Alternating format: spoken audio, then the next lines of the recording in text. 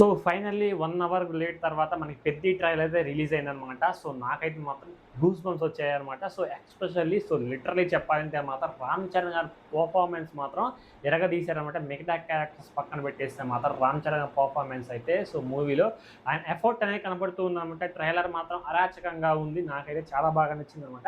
But కాకపోతే so కొత్త అంటే వేరే లాంగ్వేజెస్ యాక్టర్స్‌ని పెట్టారు కాబట్టి సో పెద్ద యాక్టర్స్‌ని వాళ్ళకి తెలుగు డబ్బింగ్ అనేది లిప్ సింక్ అనేది సరిగ్గా అవ్వడం లేదు. సో సరిగ్గా అది మ్యాచ్ చేసుకుంటే ఇంకా బాగనిపిస్తుంది నాకైతే మాత్రం.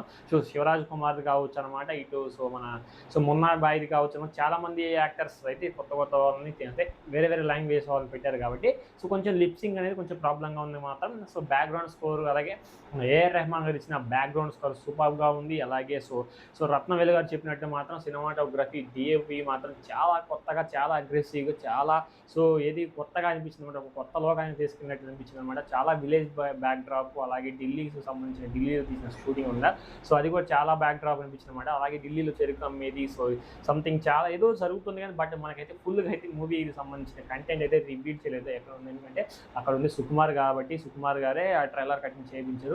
సో జనాల్ని థియేటర్ వరకు రప్పించాలని ఎందుకంటే ఇంకా చాలా లోతుగానే కనిపిస్తుంది. బట్ మనకేంటంటే ఆ 2 గేమ్స్ మధ్యలోనే చూపిస్తూ ఉన్నారు కానీ సో మిగతాది జరిగే చెరుకు సంబంధించింది కానీ చెరుకుకు సంబంధించిన ఒక సో వీడియోస్ సమ్ బ్యాక్గ్రౌండ్స్ కనబడుతూ ఉన్నాయి. చెరుకు దగ్గర ఏదో వ్యాపారం దగ్గర ఏదో సో జరుగుతూ ఉంది, కుట్ర జరుగుతూ ఉంది ఆ విలేజ్లో అనేది అనిపిస్తూ ఉంది. కానీ మనకేంటంటే సో ఏదో జరుగుతుంది బట్ కాకపోతే ఏదో జరిగి దాన్ని చూపించే లోపు మనకి మళ్ళీ క్రికెట్ అలాగే కుస్తీని అయితే సో ఫేస్ మీద తీసుకొస్తూ ఉన్నారన్నమాట. ఈ రెండింటిని మెయిన్ పాయింట్గా ఎక్కువ హైలైట్ చేసి చూపిస్తారు ఈ ట్రైలర్లో.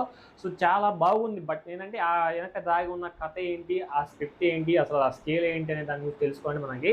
సో జూన్ 4వ తారీఖున సో థియేటర్స్కి వెళ్ళాలి. లేకపోతే జూన్ 3వ తారీఖు 6:30 PM షోస్ అయితే సో ప్రీమియర్ షోస్ అయితే వేయబోతున్నారన్నమాట. 6:30 నుంచి మనకి ప్రీమియర్ షోస్ అయితే ఉండబోతున్నాయి అనమాట. సో ఏంటంటే సో ఆ ట్రైలర్ మనకి మూవీ ట్రైలర్ చూసినంతసేపు చాలా బాగా అనిపించింది అనమాట. నాకు కూడా చాలా అరాచకంగా పీక్స్లోకి వెళ్ళిపోయింది డైలాగ్స్ అయినా కానీ. సో డైలాగ్స్ కూడా ఎక్కువ ఓపెన్ చేయలేదు అనమాట. సో ఏది ఎక్కువ రివీల్ చేయలేదు. బట్ మన జాన్వీ కపూర్ గారి డైలాగ్స్ కూడా చాలా సో ఎక్సైటింగ్గా అనిపించినాయి అనమాట. అలాగే మనకి సో చాలా ఫన్ అనిపించింది. చాలా బాగా అనిపించింది నాకైతే మాత్రం.